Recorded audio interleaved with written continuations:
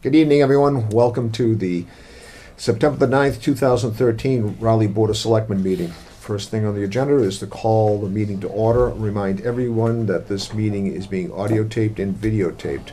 First on the agenda is the Pledge of Allegiance, and in the audience tonight is the chairman of the Finance Committee, Larry White. So Larry, would you lead us on the pledge? Sure. I pledge allegiance to the flag of the United States of America and to the republic for which it stands, one nation, under God, indivisible, with liberty and justice for all. Larry, thank you. I have some comments tonight, and as we come up to the anniversary of 9/11 in 2 days, let us always remember that 3 of our citizens that grew up were residents of Raleigh, died on Flight 11. Flew into the North Tower at 9:46. James Tarenti, Mary Tarenti, and Laurie Olson-Nera. They were a member of 76 passengers and crew, or 11 crew, 5. 11 crew, 5, and there were 5 hijackers on board that aircraft. So I ask us all for a moment of silence to remember those we lost.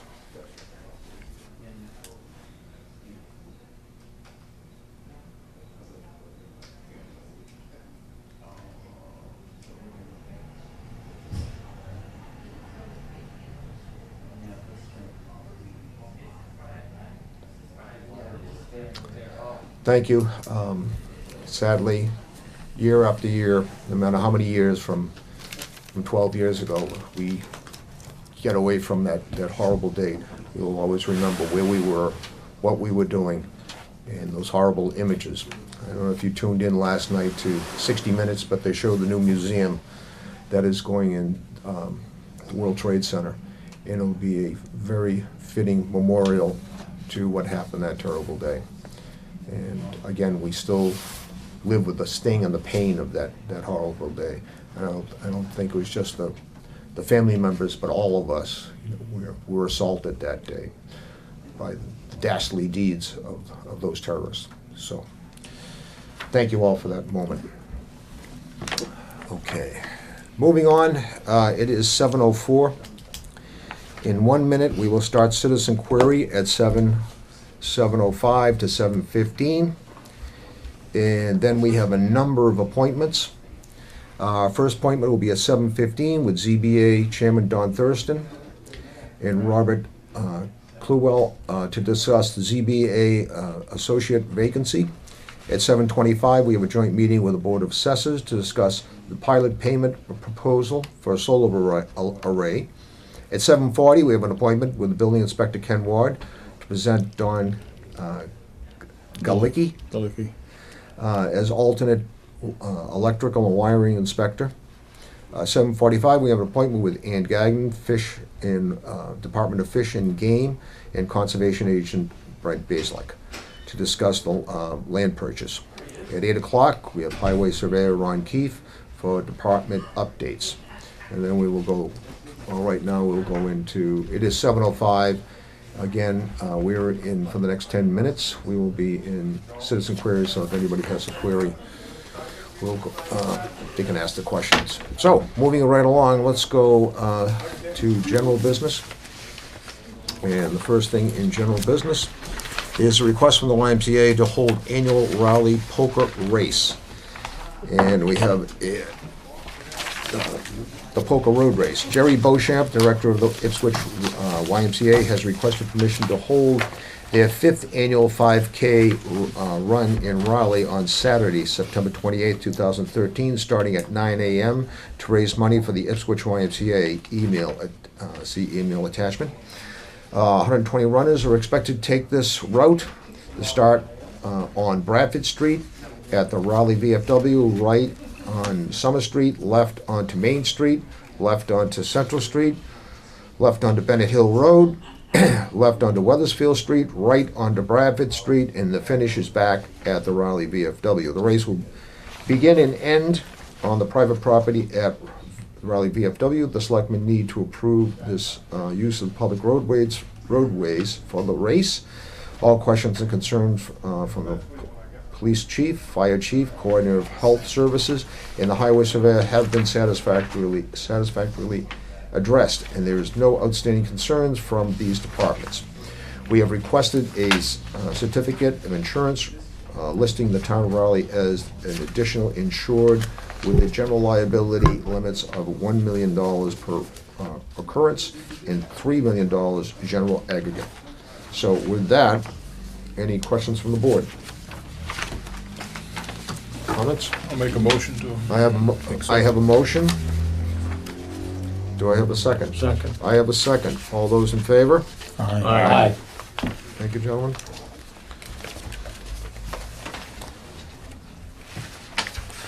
Okay, moving on to review zoning board of appeals memo ZBA application for 111 Newburyport Turnpike. Review zoning board of appeals memo on the ZBA application for 111 Newburyport Turnpike. The board needs to review the application submitted by Artistic Landscapes, care of Anthony Hurley, 1 Sawmill Way, Georgetown, to the ZBA for a variance and special permit for 111 Newburyport Turnpike, groundwater recharge, parking within the 50-foot setback, and for the storage bins within the side and rear setbacks from the requirements of the town zoning law, and which is 6.1.3.2.4b. Also 4.7.2f. Also 4.11.3.2c. Does the board have any comments they wish to bring forward to the ZBA concerning the application? Any comments from the board? Well, I'm okay with it.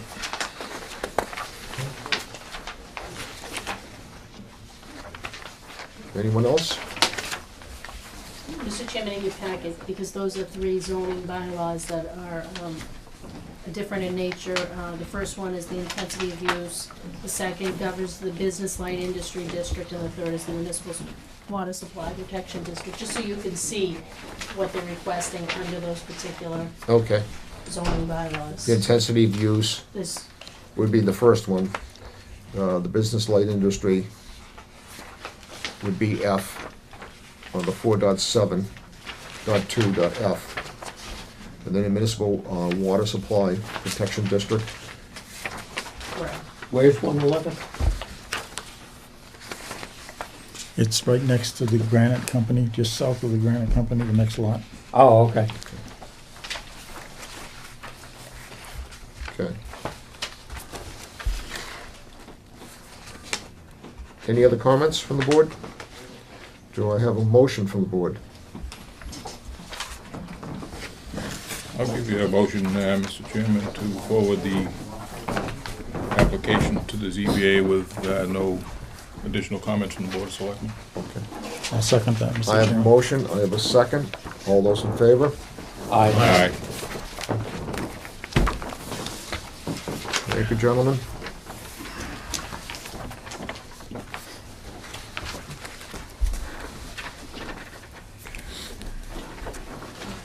All right, that takes care of general business for the night.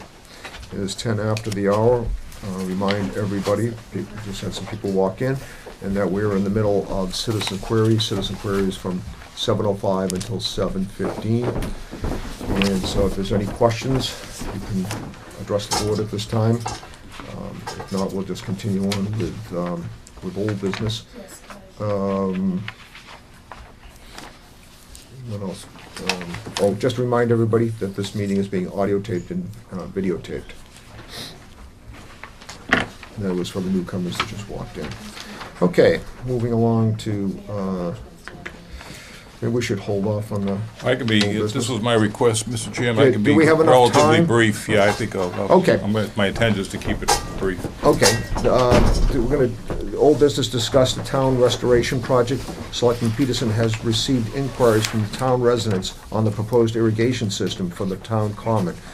With that, Dave, I will turn it over to you. Yeah, basically, Mr. Chairman, I had a number of inquiries from town residents who watched the water board meeting of last week, in which they had an extensive discussion on work they had promised to do in putting an irrigation system on the common to water the trees.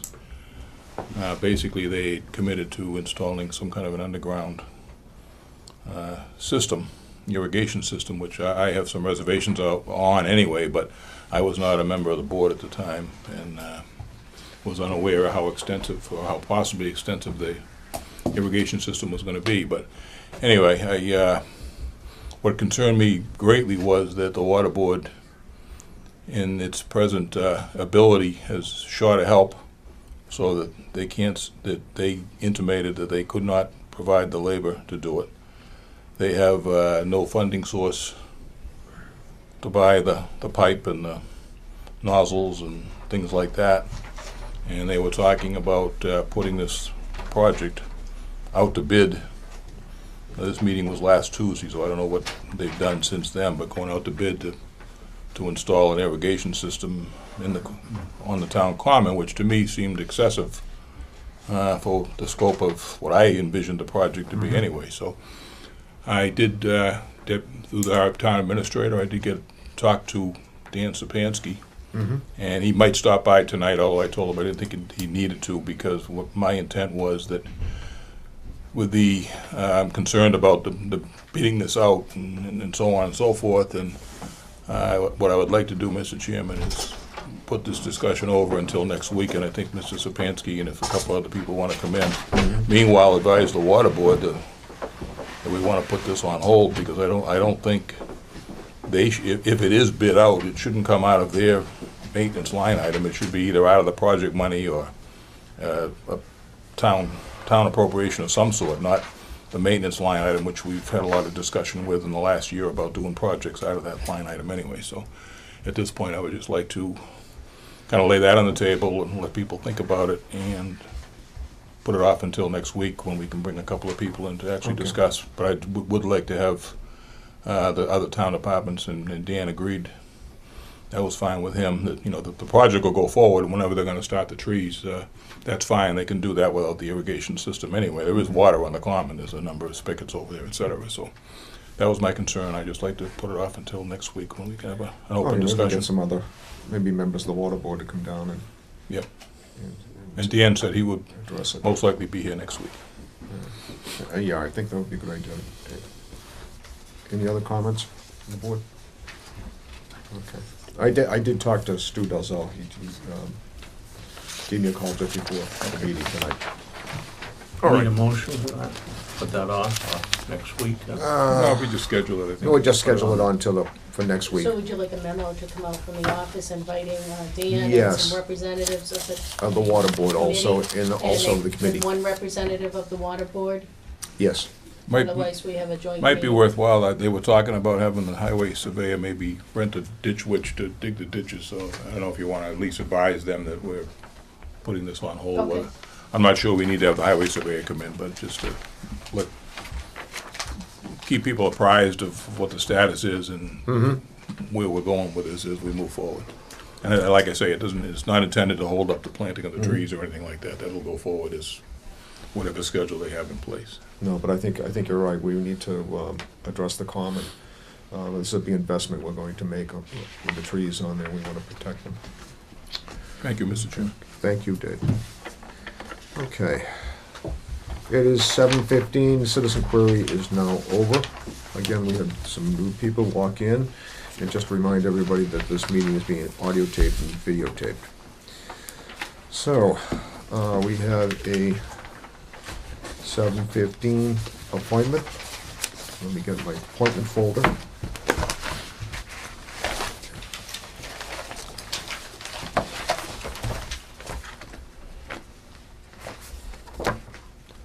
And we have a 7:50 appointment and public hearing appointment with the ZBA Chairman, Don Thurston, to present Robert Cluwell to discuss the ZBA Associate vacancy.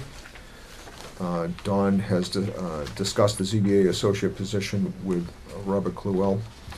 And with that, we would open a joint meeting, correct?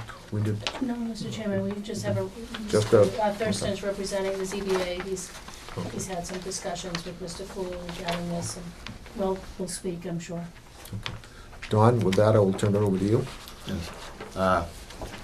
Good evening, gentlemen.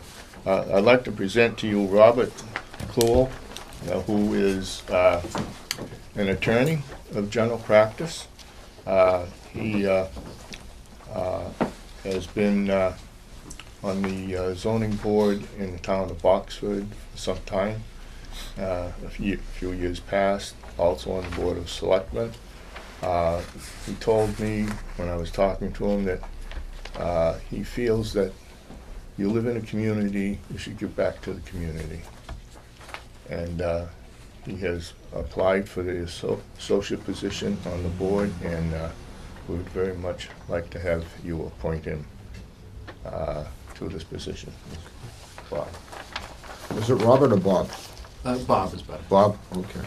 So you were a selectman over, Yeah, so you have great compassion for us at this table, don't you? I do. I do. Thank you. I guess tell us about yourself, Bob. Well,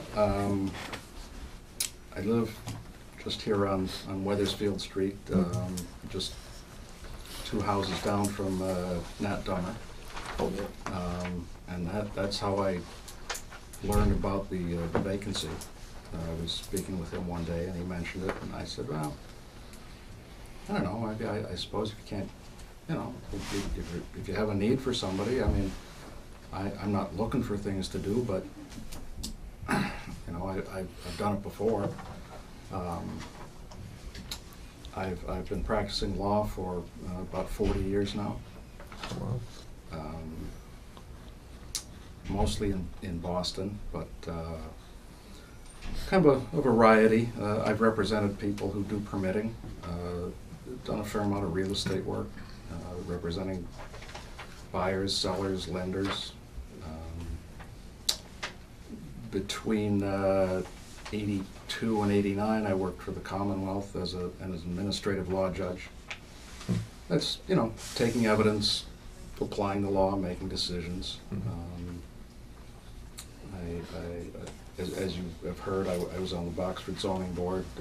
I was on there from 87 to 2000, and then I went on the board of selectmen for a while until we moved out of Boxford. My office is in Topsfield, so it's, you know, I'm close. And as Mr. Thurston pointed out, I've always believed in community participation. If nobody does it, you know, it just won't work. And it's a good idea to have a variety of people if you can, but it's most important that people come to the task, at least I think, with good intentions. Not an agenda, but you just, well, for example, with zoning, you know, you have a bylaw and you have a general law. And if you get appointed, you take an oath to uphold those. That's your primary obligation, is you will enforce the bylaw, the general laws. There's always gray areas. And you know, if you can, my personal opinion is you should try to help people use their land as they see fit and to their best benefit, if it can be done. If it's prohibited, then you've got to tell them it's prohibited, but there are gray areas, and if you can help your neighbors, you know, people will come before you, for example, they may want a variance. they've never thought about the alternatives. You can discuss the alternatives with them. Say, well, have you thought about a land swap? Have you thought about this? Have you thought about reducing the size of what you want? You go through it with them. You don't have to shove anything down anybody's throat. That isn't, you're not there you're not there to impress people with what you know or who you are. You want to come to the table basically with an open mind, and I would hope with a spirit of, cooperation. That's the way I always try to go about it. And, I've been fairly successful at getting along with people. I'm not a particularly argumentative person. I've always been able to make my points in a kind of a quiet way if necessary.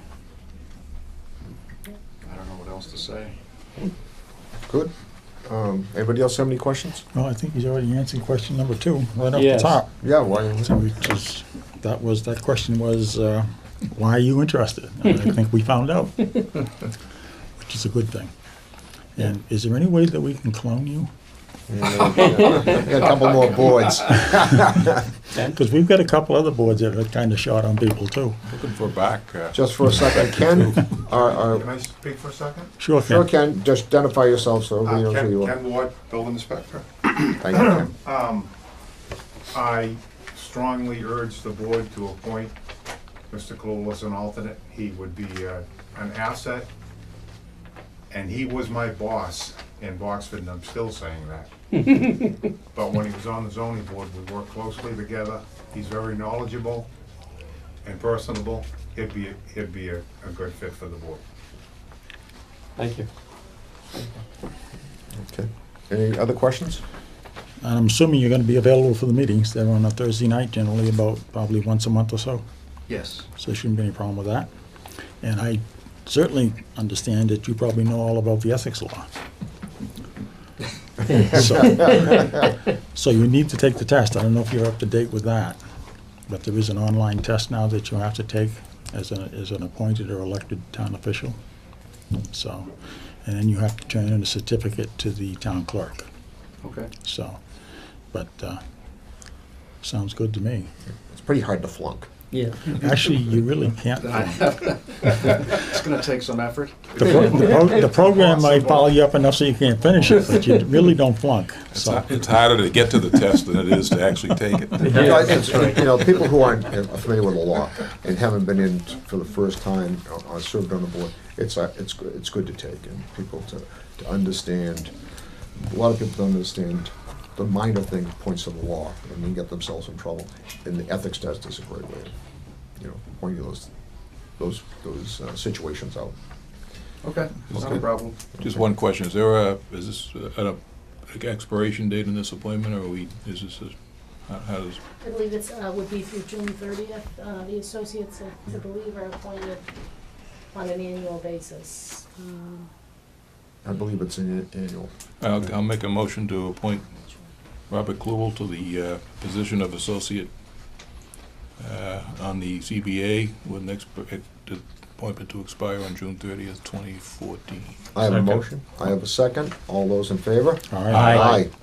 Bob, welcome aboard. Congratulations. Thank you Thank so you. much for Thank you. stepping up and volunteering. Thank you. Thank you. Thank you very much. Thank you. Thank you, Bob. Bob. Yeah. Thank you. Thank you. I know the regular full members are 5. And thank you for helping us confuse everybody with another Bob in town.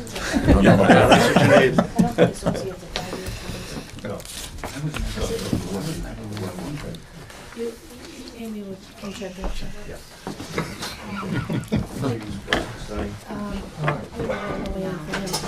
Bob, Tom, thank you. Don, thanks. Thank you. Good seeing you. All right. Dawn, you gonna round up the Hey, Don. Yeah, assessors? you're next. Yeah, we're 1 minute over.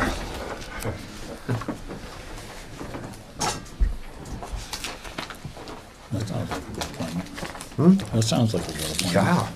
You're right, we should clone them. But we got somebody with some experience, that's great. That's great, that is great. Okay, it is 7:26, and we are waiting for the Board of Assessors to come over. They're gonna join us in a joint meeting. Our assessor, John McFadden, just stepped in. The Board of Assessors coming in.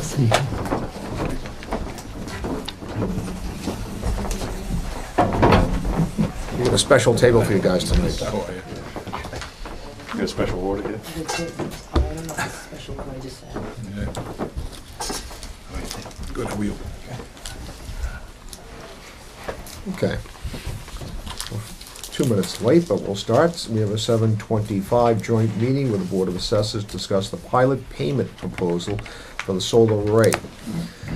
As chairman, I call for a motion for a roll call to open a joint meeting between the Board of Selectmen and the Board of Assessors. With that, I ask for a motion. I'll make that motion. I have a motion. Do I have a second? Second. I have a second with a roll call vote. John Cook? Hi, Joe Perry. I, Robert Snow. Hi, Robert, Mary. Hi, Dave Peters. I, Bill Demento. Hi, Diane D'Angeli. Donald Thurston. Okay, we are now in joint session. We have had a few weeks to consider the proposal from Capital Energy Partners. Jim Randolph of Capital Energy Partners LLC gave a presentation on a payment in lieu of taxes pilot program for the solar panel field that is being installed on Country Garden property off of Central Street. Mr. Randolph provided the Board of Selectmen and Assessors with a Harvard Law School report on pilot programs for solar arrays, a copy of the undersigned pilot agreement in the town of Spencer, in a newspaper article on the pilot program in East Hampton. These documents are included in our packet. Also included are the minutes of the August 12th, in which Mr. Randolph gave his presentation. Ask for the selectmen and the assessors for their opinions on this proposal. If the board are interested in this concept, then we can negotiate the pilot agreement while Mr. Randolph files his application to construct this facility. We do not want to spend the time and cost associated with setting up this agreement if it hasn't been approved by the respective town boards and departments. So with that, let's, I guess, turn this over to the Board of Assessors. The Board of Assessors has discussed it, and we are in favor of operating with a pilot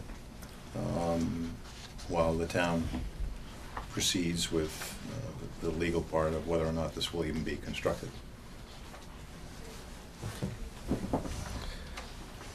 So,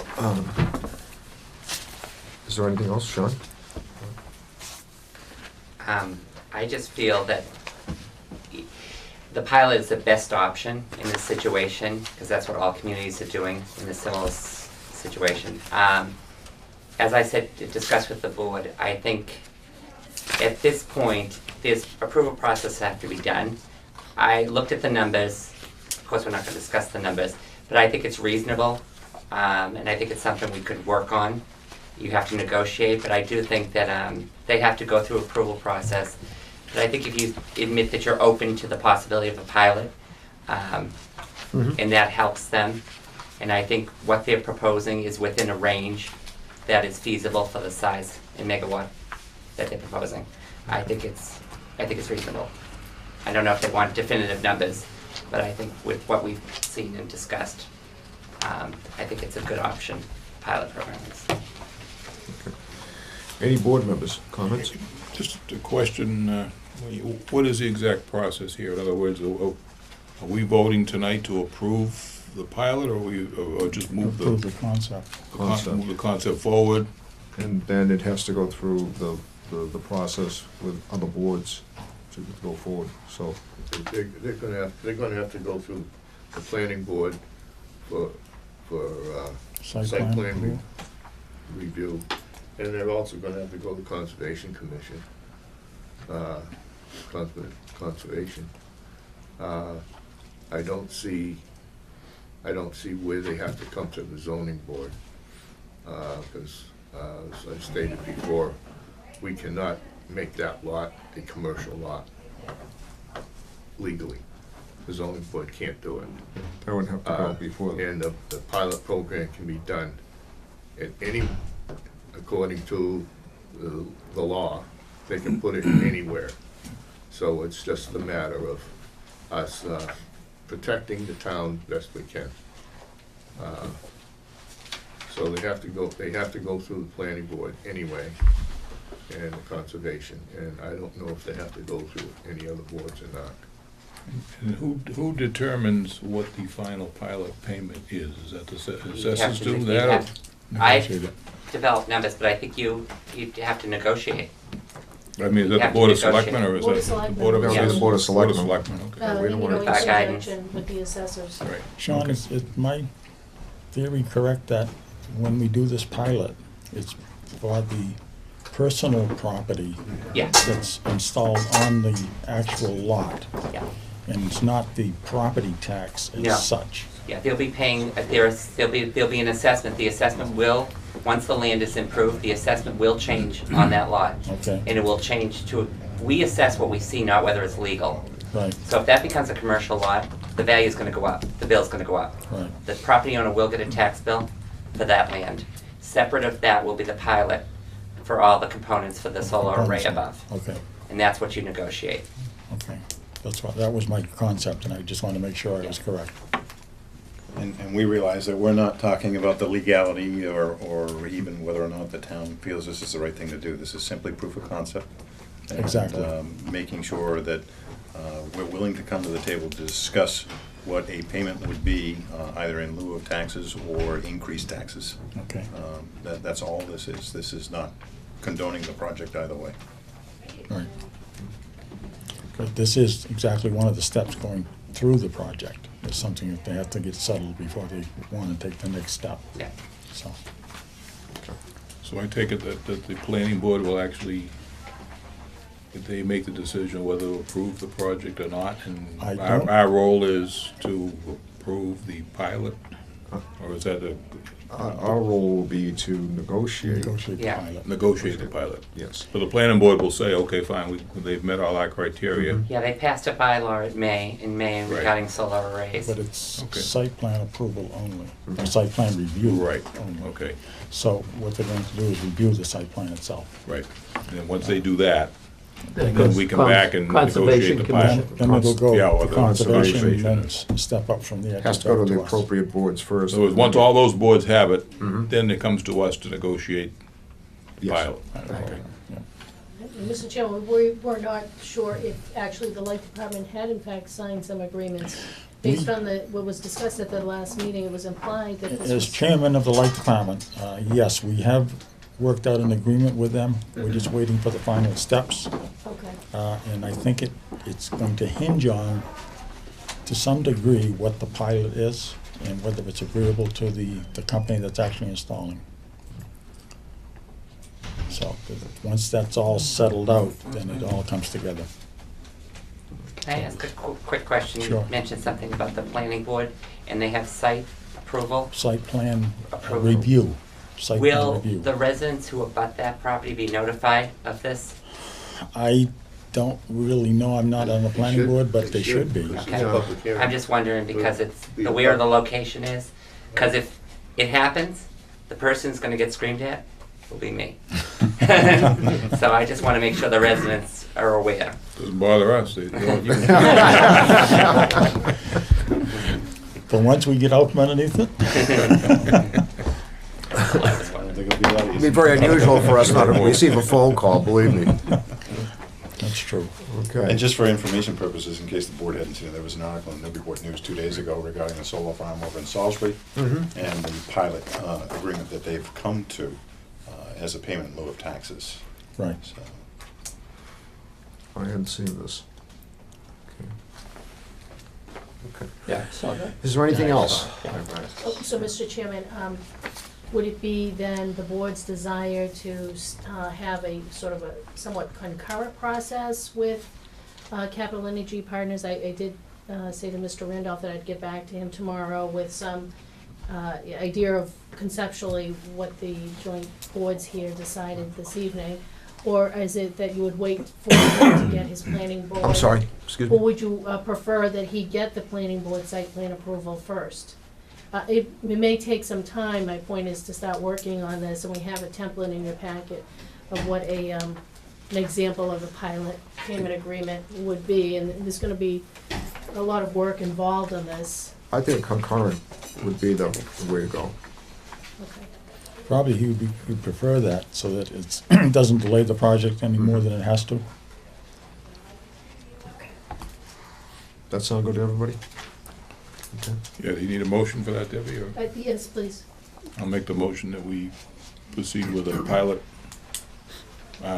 negotiations concurrently with the application process for the solar array through the various boards. I have a motion. Oh, Yeah, I just, if that's the correct wording, Second. Debbie, that's Okay. close enough. in a second. All those in favor? Aye. Aye. What, roll call? We'll require a roll call A roll vote. call vote during a joint meeting. Aye, Jack Cook. Aye, Joe Perry. I, Robert Snow. Aye, Robert Mary? Aye, Dave Peterson. I, Bill Demento. Hi, Diane D'Angeli. Aye, Donald. Now it's official. Okay. All right. All right. Anything else that we have to discuss? I think that's it. Is there any So- questions from the audience? Evidently not. Okay, with that, I ask for a motion to go out of joint meeting. I'll make that motion. I have a motion. Do I have I'll a s- second. I have a second. All those in favor? Jack Cook. Aye, Joe Perry. I, Robert Snow. Aye, Robert Mary? Aye, Dave Peterson. I, Bill Demento. Hi, Diane D'Angeli. Aye, Donald Thurston. I thank the Board of Assessors for coming in tonight, and joining us. Thank you. Thank Thank you. you. I, Sean McFadden, thank you. Thank you. All right, good night. Dave, you have the table all to yourself now. Yeah, that's good. I can spread out.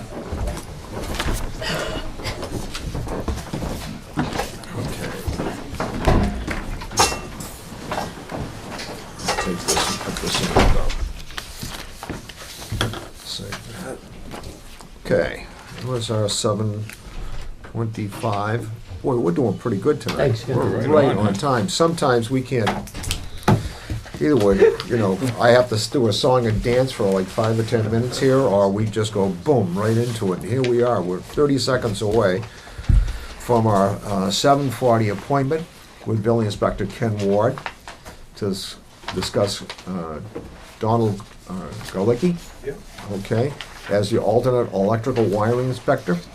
So, when you come on down, we reserve those 2 chairs for you. Yeah, is there something, somebody left there, Ken? Somebody left there, yeah. I don't know what this is.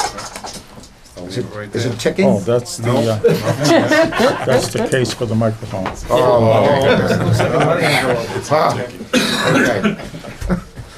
Okay. Again, I 7:40. checked that real close where I picked that up. You weren't in bomb disposal, I can tell. The service. Okay.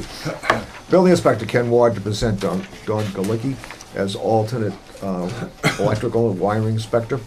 Ken Ward is presenting Don Galicki for the appointment as the town's alternate electrical and wiring inspector. He will replace Fred Gallagher, who recently resigned to take a full-time position in the city of Gloucester. Mr. Galicki has had a quarry check and operates his business in the town of Ipswich. The term of appointment will run from January 30th, 2014. An official action notice has been prepared by Amy, and if appointed tonight, she will present it to the town clerk, and so Mr. Galicki can be sworn in. So with that, Don, they call you? Yes, yeah. With that, tell us a little about yourself. Well, I've been, electrician, electrical contractor for 33 years in Ipswich. I've done all facets of the trade, industrial, residential, commercial. Now we're getting into more of the high-tech stuff with integration and that type of thing. I've been asked a few times to sit on an electrical inspector's board or whatever, and I kind of declined because I've been so busy. And but this time I said yes to David and try to help out with everybody and see what I can do. And hopefully, you know, I'm a fusswad, as everybody knows, so. I That's mean, good. So with that, I, would like to do the job as an alternate. Ken, you have anything to say? He was recommended by Dave, Okay. the electrical inspector, Okay. and I have known him since I came to town in 1989, off and on. He's done work there. Never had any problems, never had any issues, so I'm happy. And he was the only one that applied. That helps. All right, any questions from the board? Mr. Chairman, I'd just like to say I have actually inspected some of Don's work Oh, okay. as a previous alternate for the wire inspector, and found it to be impeccable. Good. Thank you. Good to hear. Dave, any questions? No, I'm all set. Okay. With that, I'll Gotta make take a the ethics motion. test. I have a motion. Excuse me. Got to take the ethics test. Oh, you go- oh, yes, you have to take the Yeah. other test. All right. As an appointee, I'll you're second considered a that, town Joe's employee. motion. Jack, second. You have a second, I have a motion, a second. All those in favor? Aye. Aye. Don, welcome aboard. Thank you. Okay. Bob Like Mary, the glasses, Don. Dave Peterson, Good seeing you. Thank you. Joe Perry, Okay. and Jack Cook. Back to you, gentlemen. Okay. Okay. Don, again, thank you for coming in, thank you for taking the position. You're welcome, Mark. Okay. See you. Good to see you, Ken. And a Thank you. good teacher, Don. All right. Ken, good seeing you. Always.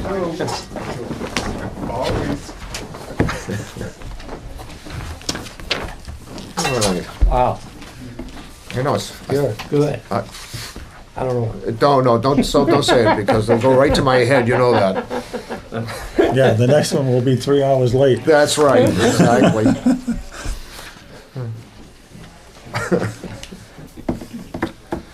Okay, in about a minute, we have a 7:45 appointment with Andy Gagnon, Department of Fish and Game and Conservation, Brent Islick, to discuss land purchase.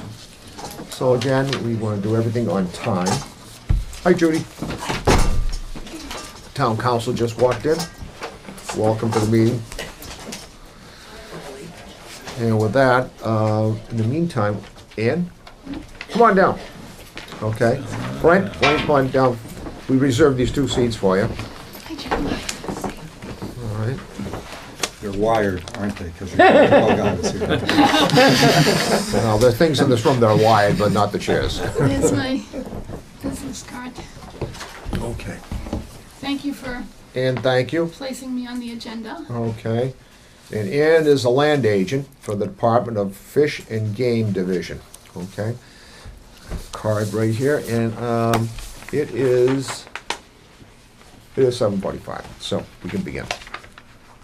Ann Gagnon of the State Department of Fish and Wildlife has requested him to meet with the Board of Selectmen to discuss the purchase of tax title parcel. Debbie has run this by Principal Assessor Sean McFadden and Treasurer Karen Summit.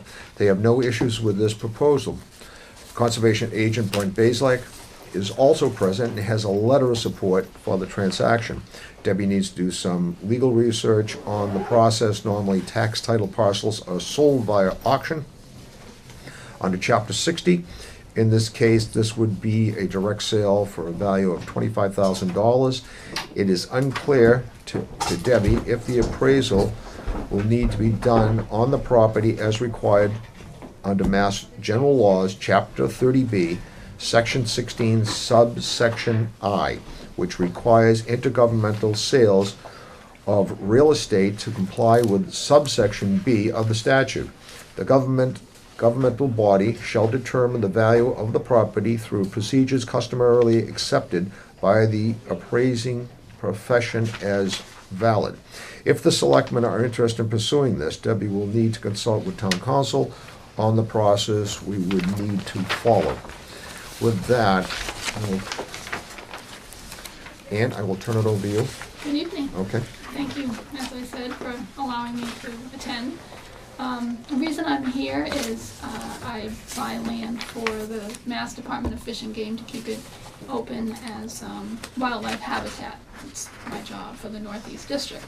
And as you know, William Forward Wildlife Management Area has quite a few acres in the town of Rowley along the Mill River. And this particular parcel was taken for non-payment of taxes quite some time ago, and there was no payment of taxes because it was an owner unknown parcel. It turns out that the parcel in question is essentially surrounded by this William Forward Wildlife Management Area. And as such, we like to try to consolidate our land so that if we do any management, et cetera, we don't have to worry about, are we accidentally trespassing on someone else's property, et cetera. It's just easier to have one big block of land rather than having some inholdings. In addition, we're hoping to apply for a federal NACA grant, North American Wetland Conservation Act. That grant application is due this coming spring in March. And one of the requirements of that grant application is that you protect a bunch of land. And so that particular grant is geared towards waterfowl protection and waterfowl habitat protection. And so in this neck of the woods, salt marsh is considered the prime habitat to be protected. And so as such, it seemed like this would be a perfect parcel to pursue because it's entirely salt marsh. It's in the middle of land that we already own, etc. So I thought that the timing would work out. The reason I made the offer of $24,000 is because that's essentially $1,000 an acre, and I think that's what the Department of Revenue is putting down on the cherry sheet for salt marsh land. Okay. That's where I came up with that figure.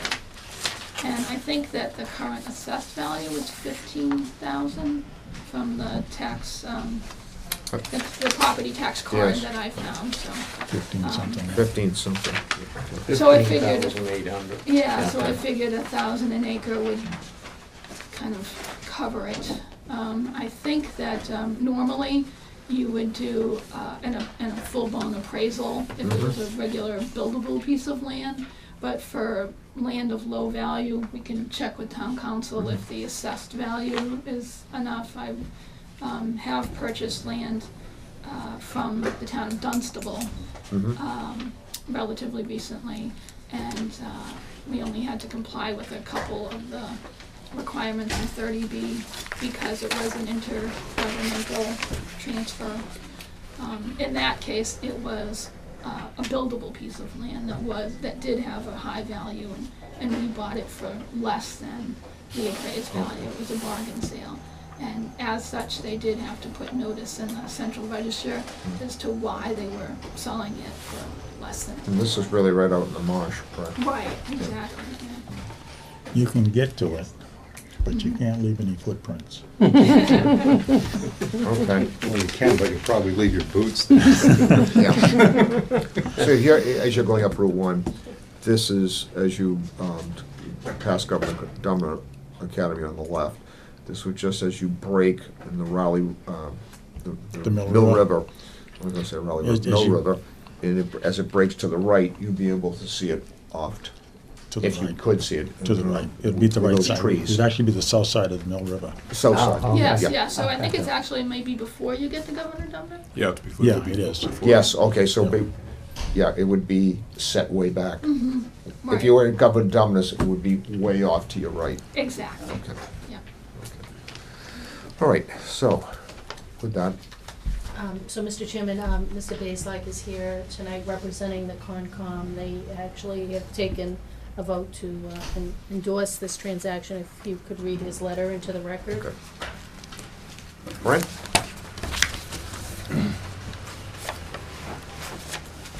Honorable Chairman Snow, the Raleigh Conservation Commission respectfully conveys its support of an offer to purchase the 24-acre salt marsh property known as land off of Dyke Street, Assessor's Map 29, Parcel Lot 4. The Raleigh Conservation Commission voted to support the effort by the Department of Fish and Game to extend an offer to the town of Raleigh to purchase the property known as land off of Dyke Street, map 29, parcel 4, consisting of approximately 24 acres, more or less, of salt marsh. The property appears to have been acquired by the town of Raleigh as a tax title taking from owners unknown, as recorded at Book 6817, page 309, dated May 11th, 1981. This property has not been designated under the custody and care of the Conservation Commission. The Raleigh Conservation Commission has evaluated the parcel for that consideration, but found a surveyed plans of mets and bounds was lacking, and thus our efforts at conserving the property would have been hampered. The property has been visited by the conservation agent and found to be entirely salt marsh without associated terrestrial or drier portions. The parcel is bounded on all sides by the Commonwealth of Massachusetts Mill Creek Wildlife Management Area. Greater protection and management of these sensitive environmental resource areas would be achieved by inclusion within the pre-existing wildlife management area. Some selectmen may be familiar with this parcel if I reference it by saying, if you visited Picnic Point and looked east, you would be viewing this property. The viewscape in this area can be breathtaking at dawn and sunset, with the expansive salt marsh along the Mill River as it flows to join the Parker River to the northeast. The Commission respectfully offers this recommendation to the Board of Selectmen for their consideration. Thank you, Brent. So with that, ask for the Board of Selectmen for a motion. I got one quick question, Oh, Mr. I'm sorry. Chairman. Brent, you can't accept it because of the meets and bounds issues. Is that a problem for the state, or the state just because they own everything around it just takes it? Exactly, I think it's, that's the point exactly. The fact that we own around it makes it Right, less so it won't be an problematic. impediment, it won't be an impediment to that transaction. Yeah, I don't believe so, yeah. It'll actually correct the meets and bounds at that point. Yes. Well, actually, the reality, if you look at the handout that you received, and I have a town pictometry of the parcel, the reality is that the Mill River, in a sense, forms the boundary on 3 sides, if you want to say that roughly there's 4 sides to the property. So there is really only one side that would require a survey, but the point is that in the situation with the town, where that would be a distinct parcel, not contiguous with any other town conservation land, we, of course, in order to be protective of it, would need to have a defined boundary to it in order to be able to establish where that boundary is. So it would have to be surveyed. There would be a cost involved in that. This is a much better, all around, hands down, this is a much better, how do I want to say, a much better situation to have an area that is already actively managed for wildlife conservation and protection of those environmentally sensitive areas under the auspices of the state. It is much better to have a contiguous management area.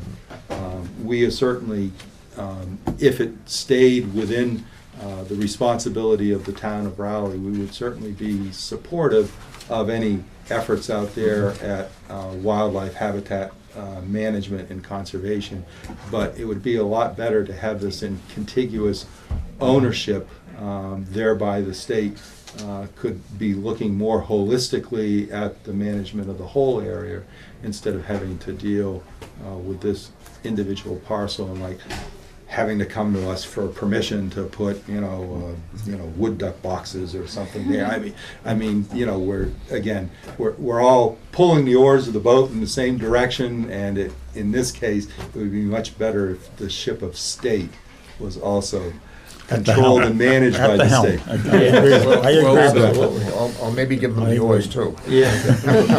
And I took it upon myself to go to the Conservation Commission first, even though it was general municipal land, because I figured that the Board of Selectmen would, knowing that it was salt marsh, that it was wetland, would turn around and ask the Conservation Commission for their input, so I figured I'd go to them first and work my way up the ladder, so to speak. Good move. You work for the state? Yeah. We got another one I we need used to to. clone. I used to. Dave, we got another one we need to clone. Brent, you went out and visited the site, right? Yes. Are there any staddles out there? I'm sorry? Staddles? I'm sorry, help me out with that thing. Is that what Oh, you're for drying the salt marsh hay. Yeah. Oh, Not that I could visually discern if they were below, I didn't see any configurations of any how do you pilings get or out posts. there to that position? You get out, pick me point and walk across. Oh, okay. The rope's still on the trees out there? Yes, Just to swim out. Are they still there? I believe so. I saw at least one rope for swinging. There into the there isn't river. much of that salt marsh land left, and there are very, very few staddles. Jack, were you down there as a because boy? They did the ditching, they took them out, Oh, yeah. and they started mowing with regular hay without saving the salt marsh hay. They took them out because they were in the way. And the Historical Society's been looking for an example to be able to say, you know, we've got a bunch of salt marsh haying equipment, tools, and bog shoes and things like that. I think the town of Newbury has some existing that they have hay on that. Yeah, as those a are county off of Route sportsman. 1, yes. Yeah, that they Yeah. own. But I don't think they'd appreciate if anyone stole one, so. No, nobody should steal it. That's why I was kinda hoping when I saw this piece of land that there might be one out there, I could sneak out and grab it, but. Is this the location where the old story of the Pulsifer fellow was stuck out there? No, they were down on Hog Island. Hog Island, oh. Is that the one where they got taken up in the Yeah. storm? Yeah. I read that online. It That's was a great story. I don't know if it's true or not, but There's it's a pretty fascinating. fellow I know Yeah, over it seems to over be. at It Pulsifer really does. over in Ipswich, Yeah. and he's somewhere related to them, so. Cool. That is a great story, it really is. I wonder what they told their wives when they came home after 3 days. Really, we got stuck out in the salt marsh, no. Okay, do I have a motion I'll make for that motion. Debbie to send this to be consulted I'll with second town it. council? All right. And I have a motion and a second, all those in favor? Aye. Definitely. Is that good, Deb? Sounds like a great idea. Yeah. Well, Okay. thank you very much. I really All right. appreciate it. Thank you. And thank you for coming in tonight. All right. Okay, Brent, always a pleasure. If there's anything, if you have any questions in the future. Great. Thank you. We have your card here. Yes, Thank you yes, so much. absolutely, anytime, Thank you. just Appreciate it. get in touch. All right, Thanks. thank you. And thank you, Brett, for taking time out of your schedule. Thank you. May I be of further service to the Board of Selectmen this evening? Sit around for a while, we'll think about it. Hold on, Brent, let me go down. Is there anything else that? I don't think there is. No. Nothing else, no. Brent, thank you so much for coming in tonight. Thank you. Always a pleasure to have you here. Thanks, Brent. All right, So much. thanks. Mr. Chairman, I see Mr. Sapansky has entered the room, maybe we could just advise him that we've... Dan, come on up, we reserved this chair for you, especially. This one right here, The electric one. the electric one. For the cord. But the last guy got away, so I. Okay. Dan Sapansky is the chairman of the Town Common Restoration Committee. Restoration Committee. Okay. With that, Dan, I'm gonna turn it over to you, okay?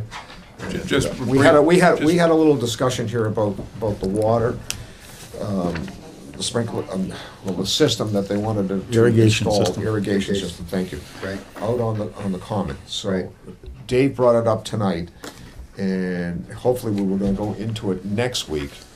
So, Dave, you wanna add anything? Yeah, basically, we brief talk about the situation with the water board, which is, you can see, residents can see on television. I mean, the meeting is an open meeting, it was discussed. It seemed to be a number of issues, so that, we did what we're gonna schedule for next week, hopefully you can make it. Invite, the water board, someone from the water board, it won't be another joint meeting, yourself, and highway surveyor is here, I don't think he has to come, but just so he's included in the loop, because he's volunteered and done some work out there, just so that we can kind of get together and see exactly where this thing is going. And we're not gonna hold anything up. In other words, when the trees come, plant them, and it's just a matter of figuring out exactly what the best process is for watering the trees and how we can do it economically and so on and so forth. So if we can, Okay. if you want to bring some other committee members or whatever next week, that's fine. We just kind of have a general discussion, I think, to make sure we're all on the same page and we go in a direction that's both economical and feasible for the direct. For Okay, what we yeah, wanna do. I just don't know what the objective is, other than, are we gonna make a decision to either install the system as designed or not? I mean, is that, I guess I'm not sure because we don't really know what the system is involved and we don't know what the water department has envisioned here. So it's kind of like an informational meeting.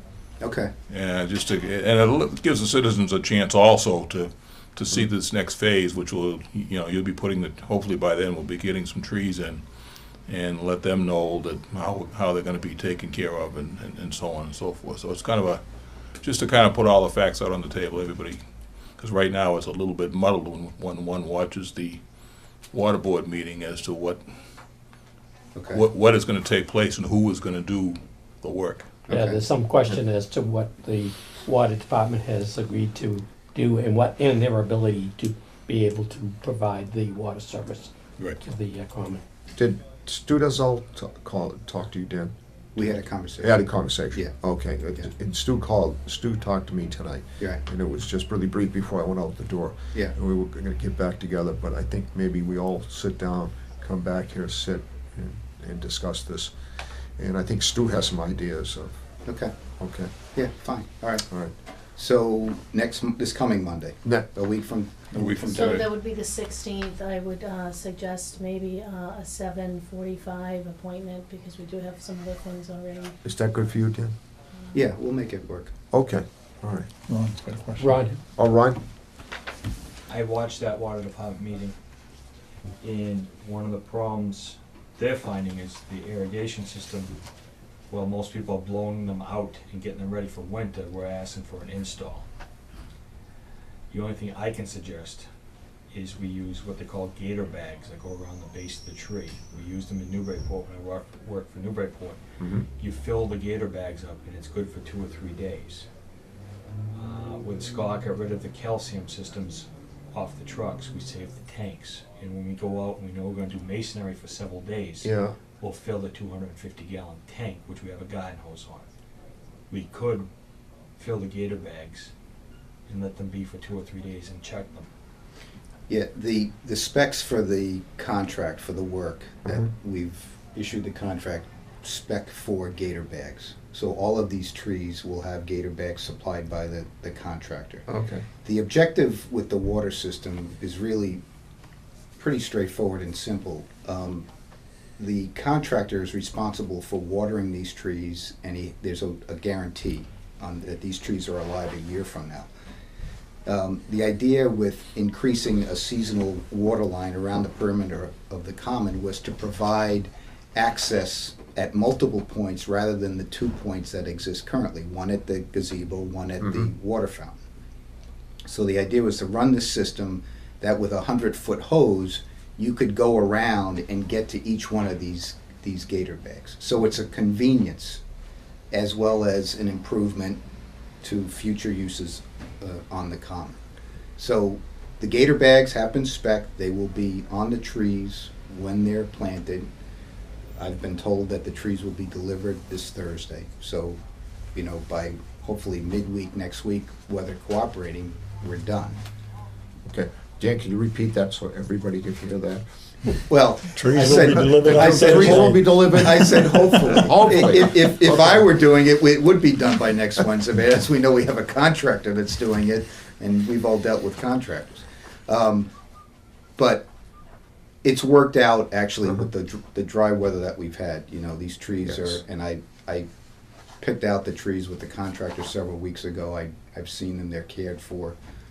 So we'll have a good product. I mean, you really can see some of the trees that are out there right now. They're stressed.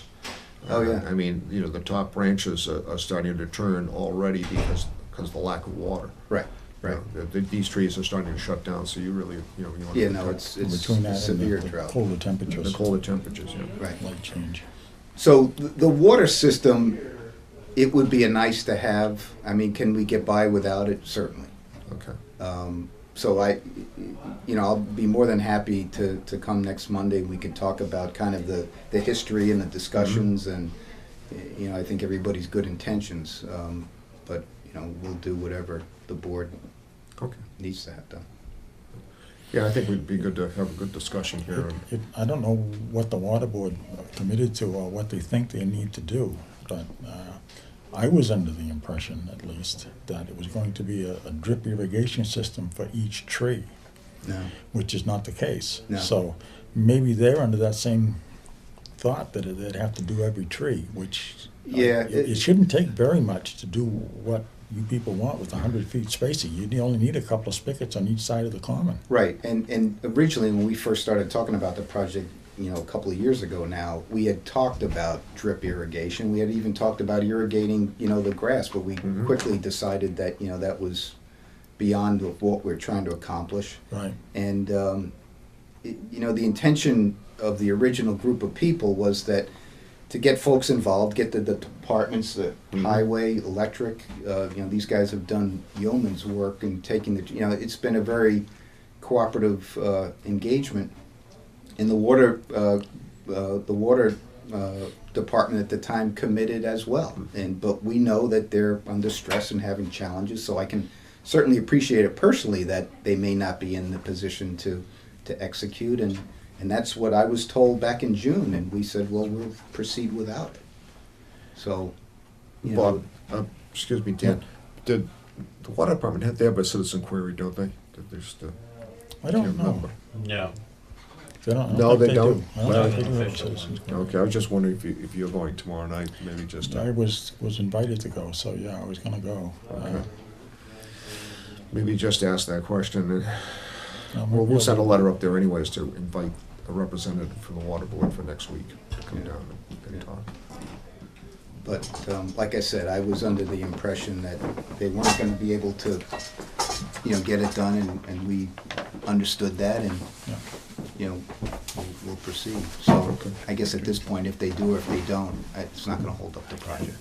Okay. That's good. Anything else, Dan? Nope. Okay. Is that time good for you next week? Yes. I know you're a busy guy, so. Okay. All right. Thank you. Dan, thanks for coming. Good to see you. All right. Take care. Pleasure. Take care. Thanks, Dan. Thank you. Take care, Dan. Good to see you, Dave. See you.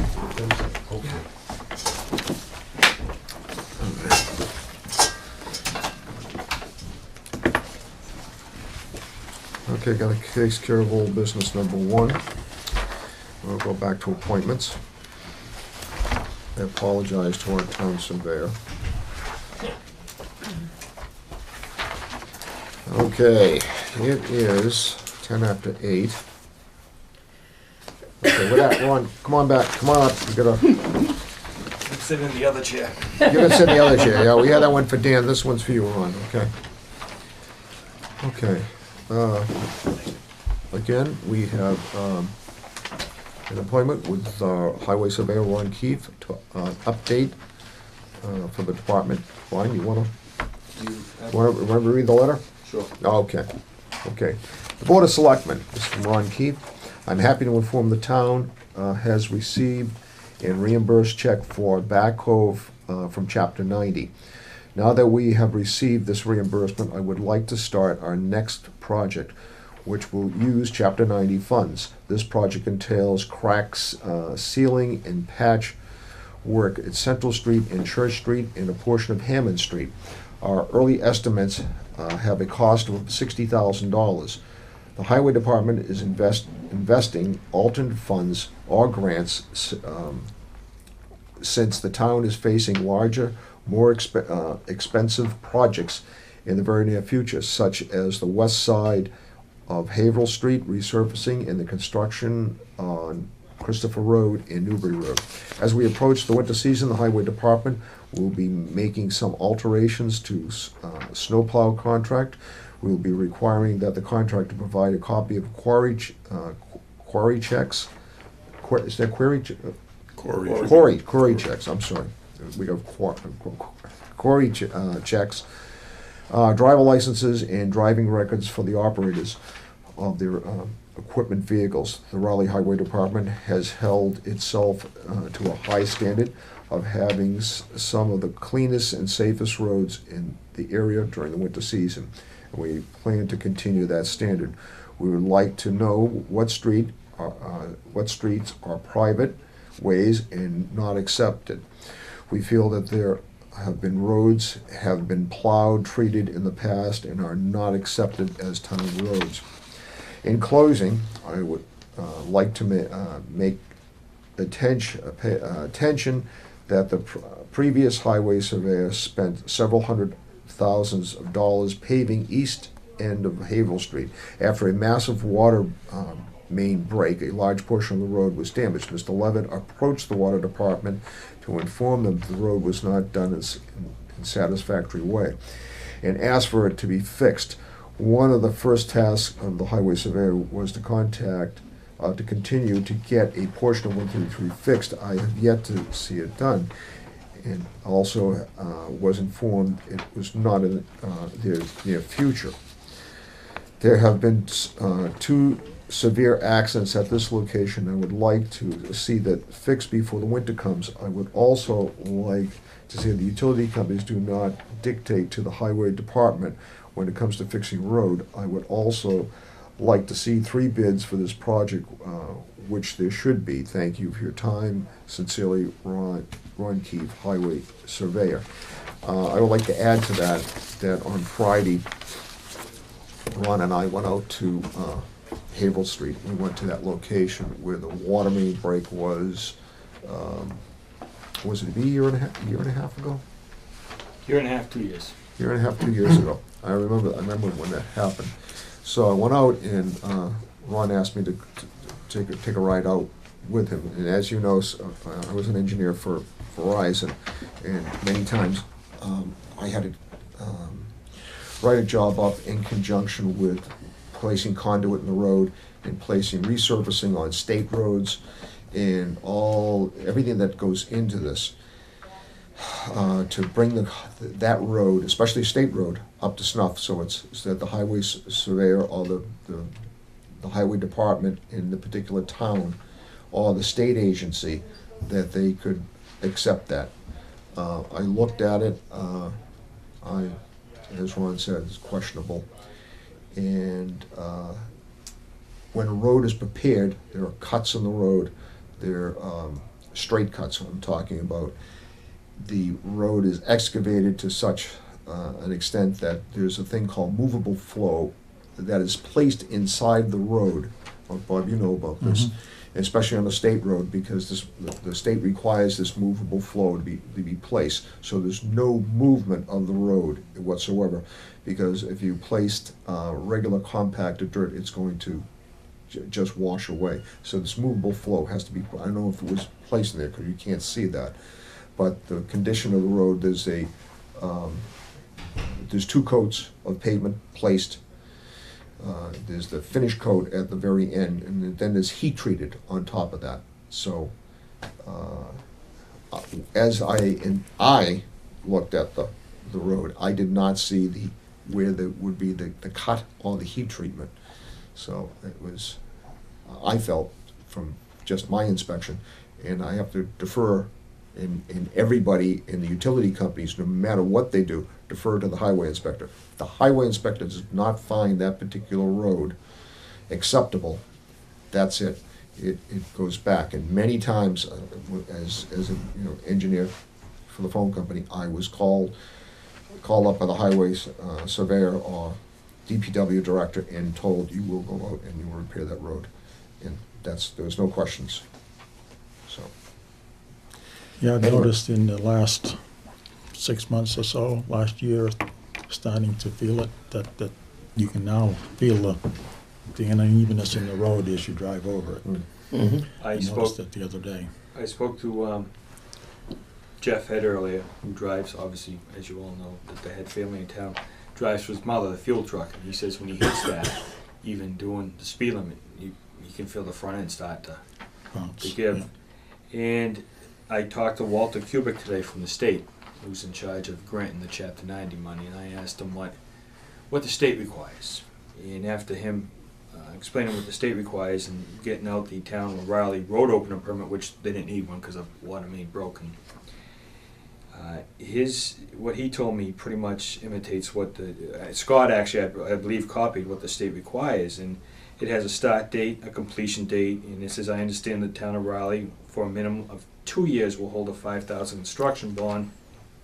And it goes on, but when you turn to the second page, as Chairman Snow brought up, it says all excavated trenches beneath the pavement must be backfilled with flowable fill approved by the highway department.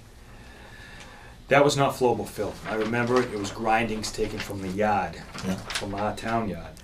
And we do know that the local concrete company supplies flowable fill Yes. to the state. It also goes on to say the excavated trenches with the shoulder shall be backfilled with compacted suitable gravel and loam for proper landscaping. And when Chairman Snow and I were up there Friday, and he asked what was backfilled, we're on the edge of the road, I bent right over and I grabbed a handful of grindings. I said, this. The whole shoulder is still grindings. Wow. I approached the board. I've gotten different stories from the board. I even heard one of the board members may have mentioned that it was suitable for them. And I brought up my letter.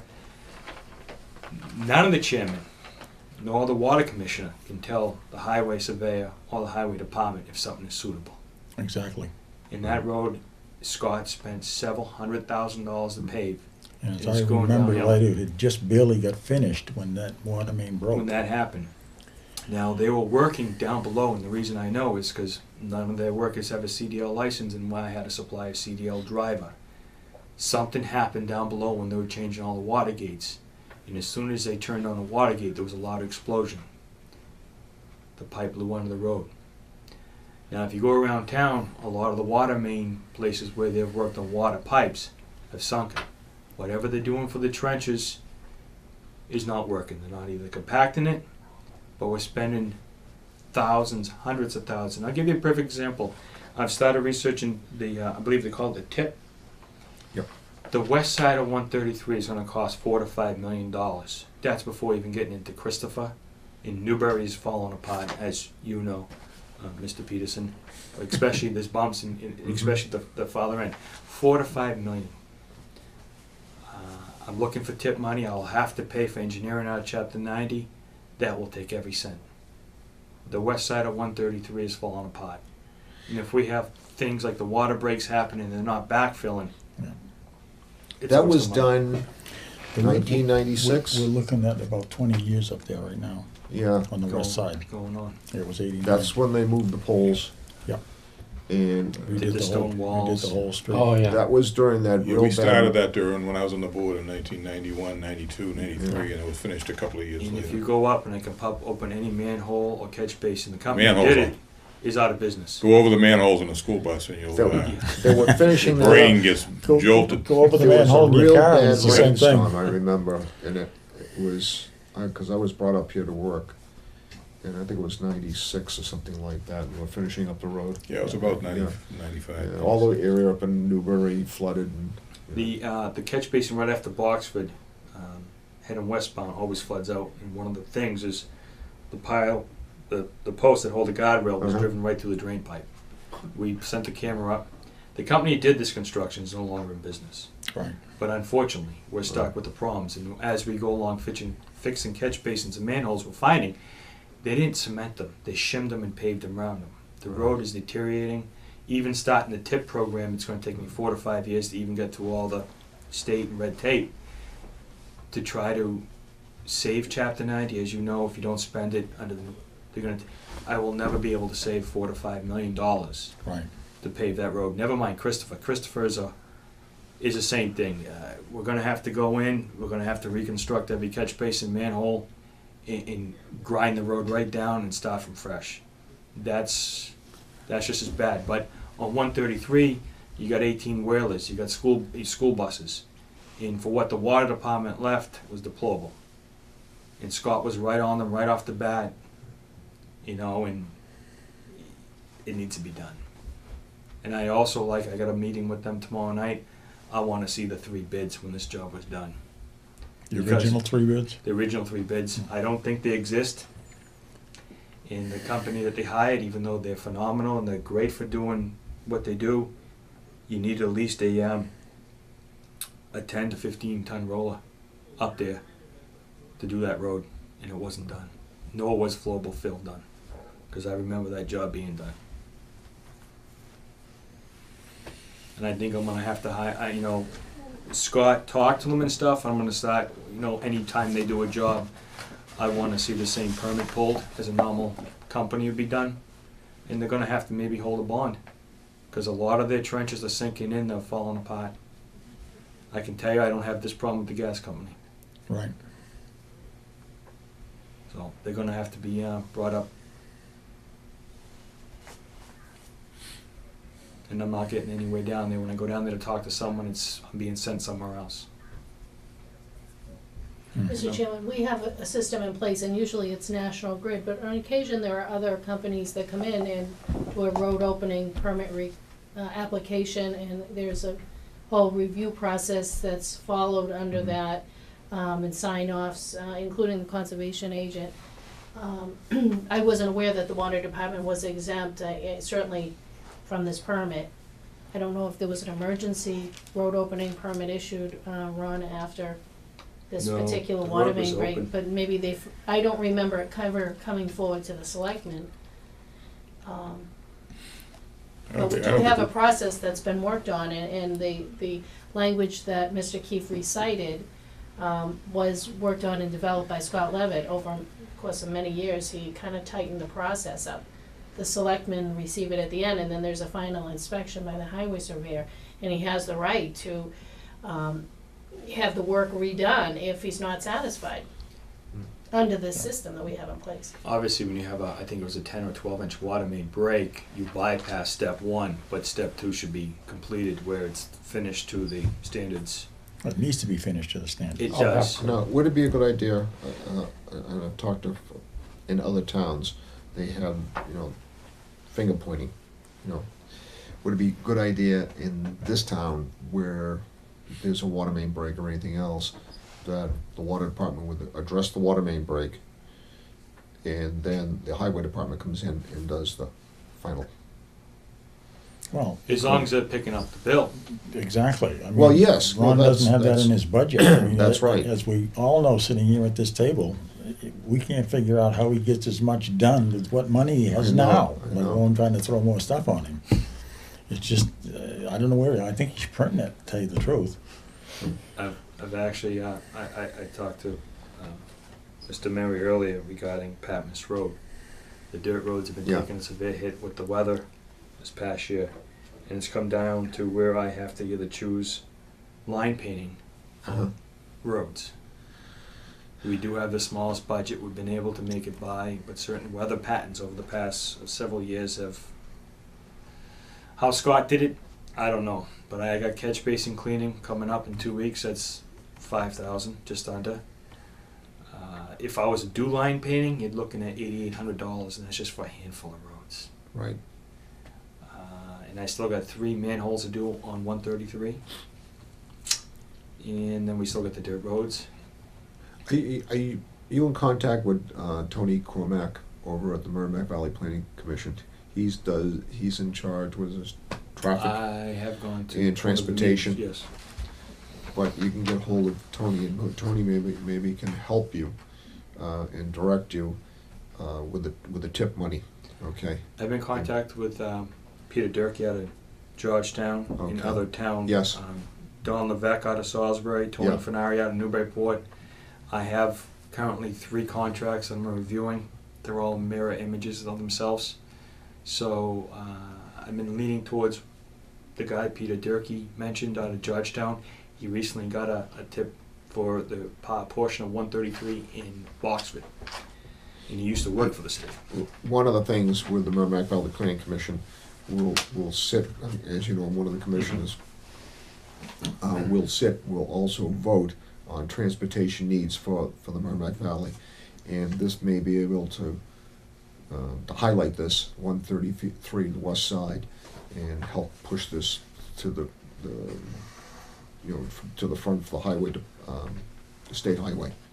So, I was in contact with Walter Kubick this afternoon for about a half an hour, and he says, legally I can't tell you which company to go for, but I'll tell you what to look for. okay. So I was in contact with the state this afternoon because we've already missed the window for September. So we have to go even more months down the road before we can get in the next window for any TIP program. How about if tomorrow I'll give you, I'll send you Tony's email and also his telephone number, and you can call over the Merrimack Valley Planning Commission. Yep. And Tony has a lot of ins and knows people, and maybe this will help boost this forward. But the whole set, from start to finish, I'm being told takes anywhere from 4 to 5 years, which that side of 133 no longer has. I know it took us a long time the last time around. Yeah. So you're gonna be Really collecting did. hubcaps again. They'll be hanging, before it's said and done, unfortunately. I'm looking for every avenue, even on the lighting. I had Mr. Murray come down to have with the energy audit. I'm trying to find anything for free lighting. Mhm. You know, I was fortunate this past weekend. Usually I don't come to Raleigh on the weekends, but I was fortunate to come to Todd Farm, and then I went up to the farmers market, and then I had breakfast over at Agawam. The wife and kids were gone. But Raleigh has a lot to offer, and the one thing is the opportunity you guys have given me, and the people in this town, for the most part, are phenomenal, and they deserve everything that I can give them. So I want to give them whatever. Well, there was a big void, and you've really stepped up to the plate, Ron. I want to thank you, and I think I'm speaking for the whole board. Absolutely. There was Scott leaving us. It's been tough, and I can't say enough. But you stepped up, and and he'd be very proud of what you've done. I appreciate it. Anything else from the board? Is there anything we can do, Deb, to maybe give the water department a little bit of a prod and kind of remind them that we really need to have these things taken care of? Yeah, so if there's a suggestion, I mean, obviously, they'll need an emergency permit, and you can do that retroactively, like the gas company. If they have an emergency, they have to get into the road, they do file it oftentimes retroactively, and that's fine, because actually, the most important part is the inspection that the highway surveyor does at the end of Right. the project to Mhm. make sure the patching is done adequately. And of course, there's things that happen after the cutoff, which is, I believe, middle of October. There's no more road openings, and through middle of April. So there's an occasion, there's emergencies that come up, but we do address that with the utilities, and there are other contractors that are installing things underground. So if needs to be a reminder sent, we can do that to the water department, that they should be following the road opening permit process. Right. I think we should do that, Mr. Chairman. Yes. Just as a clarification for everybody out there, just the town administrator talk about that. There's no road opening between November and April, and that's because the paving plants are closed down. There's only one paving plant, I think, that's open, correct, during that window?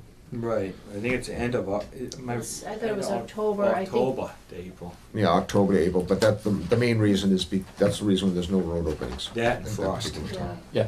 Once the frost sets in, the road adjusts to the frost. If you pave something come spring and the frost goes down, it's be different. Yeah, just want a clarification for the people listening. Anything else can you think of?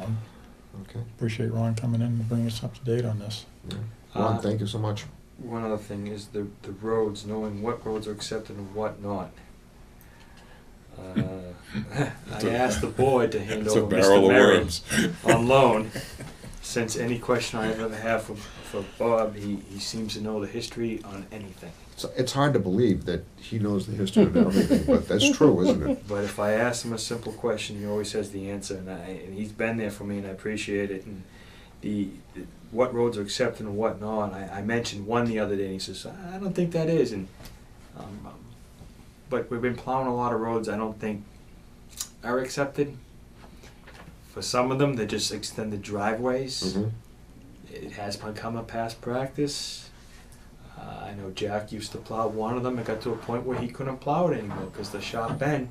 And I went down there with the front end loader and I called Scott because the front end loader moved 1 foot over, went right into the marsh, and I could open the side window and touch the grass. I was almost over, and that's a $170,000 machine. We need to really look at the roads we've been plowing. I know everyone pays the same taxes, but if a road has not been accepted, I don't want to put a contractor down there, and I don't want to put a plow truck. The shared damage. I mean, I've seen Jack trucks, and Jack just recently told me that one of his trucks will be not with me this year, and as long as I've ever worked there, and my brother before me, and me before my brother, long story. But Jack has always been there for the highway department, and I can call him at 1 o'clock in the morning. Yep, I'll be right out, and he'll send his trucks out, and he'll come out and check on them. So to lose one of his trucks is actually a great loss for the town of Raleigh. He always done the schools. He always did a phenomenal job. I'll stick someone else down if one of his trucks was down, never the same. So it's a huge. It's always been a big issue. A good example is a road you mentioned earlier is Christopher Road. Yeah. I mean, that was a road that was plowed and basically taken care of by us for Judy can tell 30 us or some 40 stories on that years, one. and it was only a couple of years ago that maybe 4 years ago, we finally went and got it straightened out. And there's a number of, it's not just dirt roads, there's a number of improved roads, and I'm not going to mention any at this point, that we're in limbo because of the planning board acceptance that its contractors left town and so on. So, I mean, there's a whole variety of issues, so it's really a tough...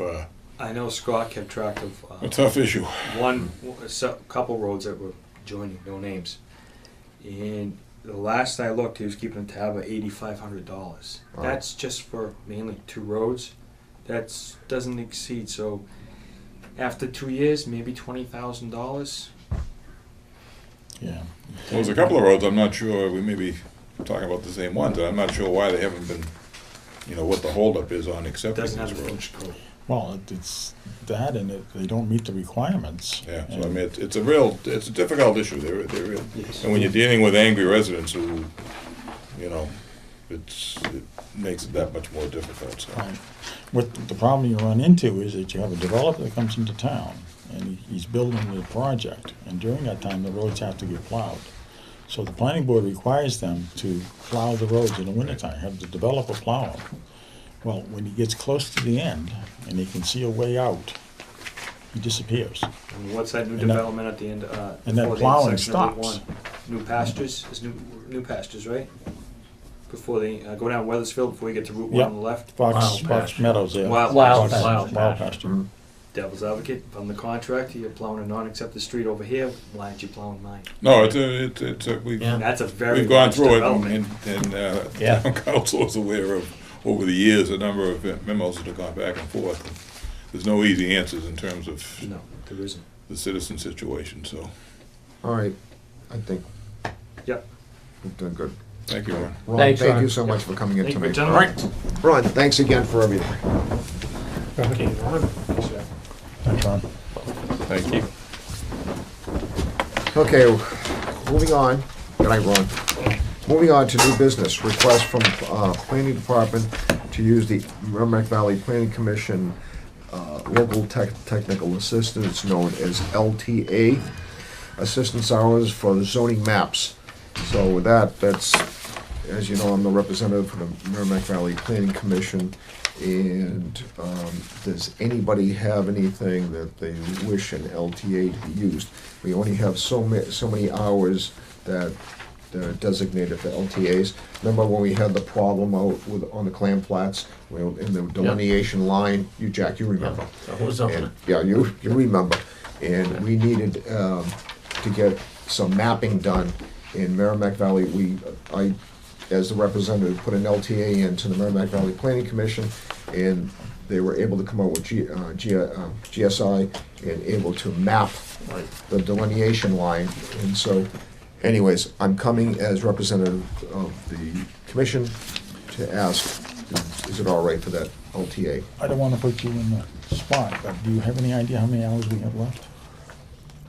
We have not used any this year. We haven't used any, okay. Any so this year. The So we planning haven't board's used asking for 3. They're asking for 3 hours. Yes. So I would suggest that we let them use those 3 hours to do their mapping. Okay. Yeah, I'll give you a motion, or Bob's making a motion, I'll second. I have a motion, I have a. Make that in a form of I have a a I'll motion. second I have a second, all those in favor? Aye. Okay, I will send that LTA out. What's the allotted hours they give us? roughly,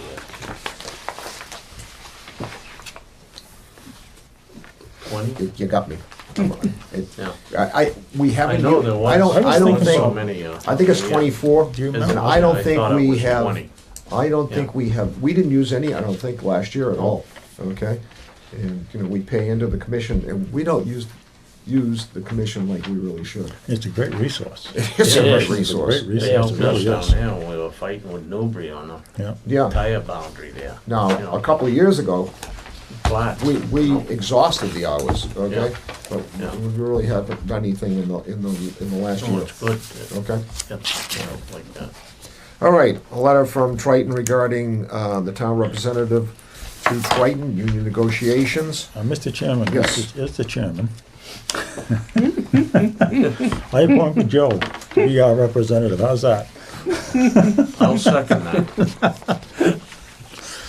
Actually, what we're doing here, people, is that they're actually putting my name down as the chairman of the Raleigh Board of Selectmen, and everybody knows that that's not the case. It's our very able chairman, Mr. Snow, who is the chairman and does the They got confused with all the Roberts. about the work. I think so. I think Yeah, you're right. so it's- I'm just glad they didn't get me Mary confused with Perry. So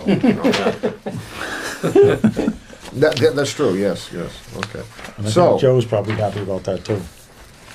But Yes. anyway, I think that's what we're dealing with here, Bob. Is the well, this No, is, what- no, this is. we what have this begun- is there- Let me read the letter, that'd be probably Okay. better. Dear sirs, we have begun the planning process for the contract negotiation for the Triton Regional Teachers and instructional assistants and associations. The Triton Regional School Committee will be opening negotiations this fall with these bargaining units for these contracts set to expire August the 31st, 2014, pursuant to Chapter 150E, Section 1 of the Massachusetts General Law.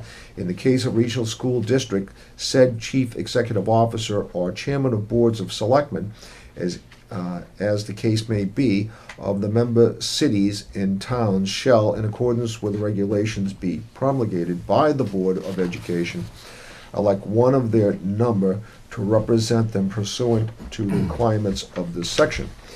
In previous negotiation, the town of Newbury, Raleigh, and Salisbury have collectively voted to approve Neil Harrington, town manager for Salisbury, as the representative for the three towns. Neil has again expressed interest in representing the Triton communities in the negotiation process. I respectfully request that you forward to me the approval to reconfirm Neil Harrington as representative for your town. Work collectively together to nominate and approve a new representative. Okay, or as we are looking forward to begin the formal negotiations by early October to ensure concrete data for the budgeting process. I ask that you submit your response no later than Friday, September the 20th, 2013. Please do not hesitate to contact me if you have any questions regarding this matter. Thank you, Deborah Choate and Dina Sullivan. Okay, so that is the chair and persons of the Triton Regional School Committee. That is Deborah Choate, and Dina Sullivan is the chair of Triton Regional School Committee Personnel and Negotiation Subcommittee.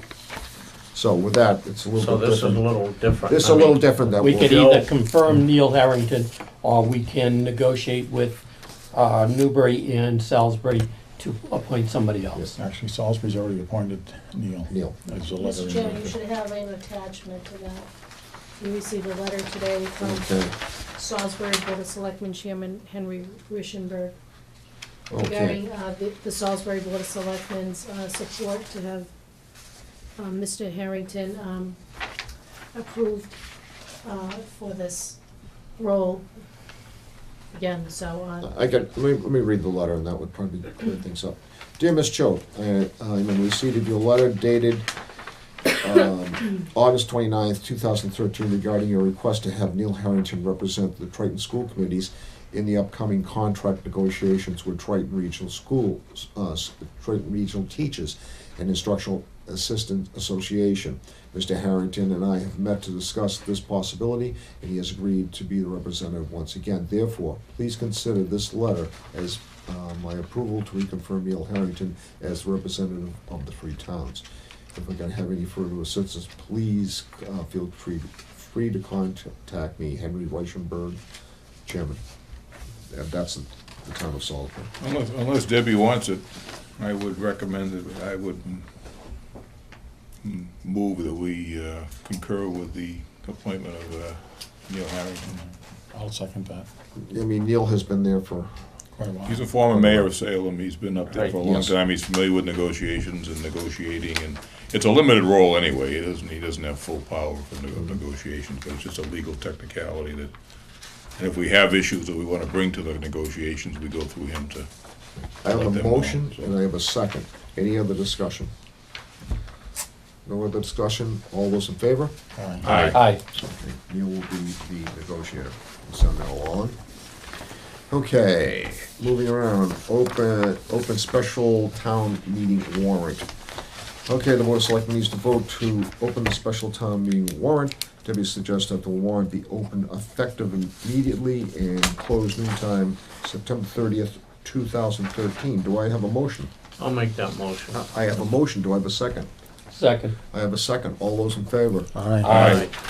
Okay, it is open. So let's move on to minutes. Has everyone read the minutes for May the 10th, 2013?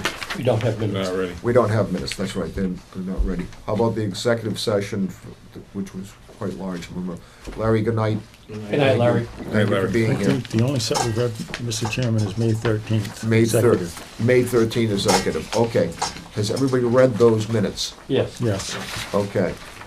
Eh, I do I move, have, I have a motion? I move we accept the minutes for the executive session of May 13th. Okay. Second. I have a second. All those in favor? Aye. I'll abstain. I wasn't Okay. present. Okay, that takes care of general business. Let me close this folder, make it official. And then I will make some announcements. We'll go to the announcements, and those announcements are as follows. The Raleigh Food Pantry is in need of donations.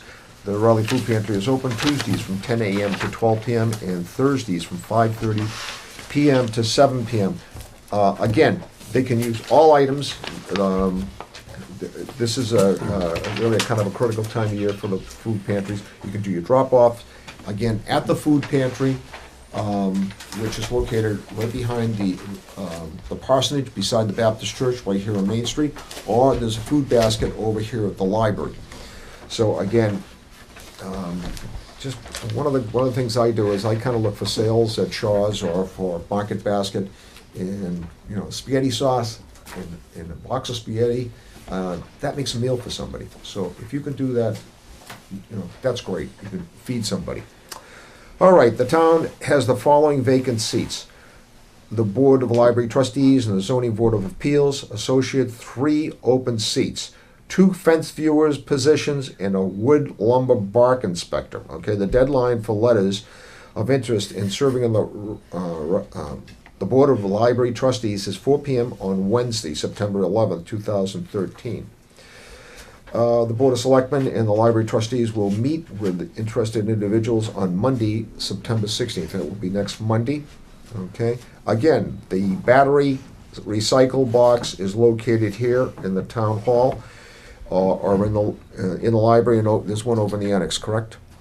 Right, take the Board of Health in the Okay. annex. So if you have any of your old AAA batteries, your D-cell batteries, this is a great way of being green. Take them, pop them in a little plastic bag, put them in the corner. As they get, a large, come down here to the town hall, over in the library, annex, drop them off. Don't throw them in the landfills. This is a great way of being green, okay? The water use restrictions has been issued by the Raleigh Water Department. Residents should call the Water Department 948-2640 for more information. So again, we're coming up on 9/11. might be a good thing to have a moment of silence at 8:46 on Wednesday morning. Again, we remember 3 of our residents were on Flight 11. And the little memorial down on Pleasant Street, maybe take a visit and remember that terrible day that's etched in all our memories. So, with that, we're going into executive session. If I can find my piece of paper, otherwise I'm lost without it. Okay. Chairman, a call for a motion to go into executive session for the purpose of discussing strategy with respect to collective bargaining and litigation, because an open session meeting may have detrimental effect on the bargaining position litigating of the town, and not to return to open session. I'll call for a motion. I'll make that motion. I have a motion. Do I have a second? Second. I have a second. All those in favor of the roll call vote. Jack Cook. Joe Perry. I, Robert Snow. Hi, Robert Mary. Dave Peterson. Okay. With that, good night, everyone. Thank you, and we will see you next week at the same time. Okay? Good night now. Be safe.